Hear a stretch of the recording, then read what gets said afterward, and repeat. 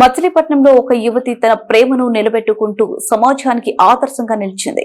ప్రేమకు రూపం, ఎత్తు, అందం వంటి భేదాలు లేవని, కులం, మతం కూడా అడ్డు కావని ఈ జంట మరోసారి నిరూపించింది.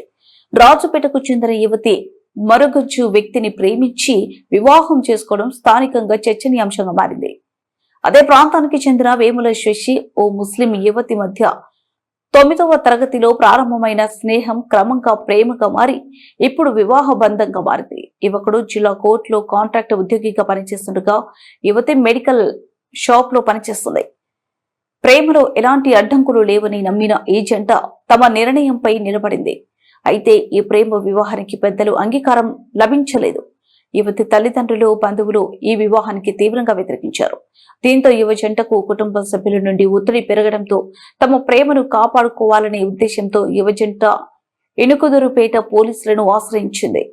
తమకు భద్రత కల్పించాలని పోలీసులను కోరింది. ప్రేమకు హద్దులు లేవని, నిజమైన అనుబంధం ఉంటే ఎలాంటి అడ్డంకులు ఎదురైనా దాటొచ్చని ఈ ఘటన మరోసారి చాటి చెప్పింది.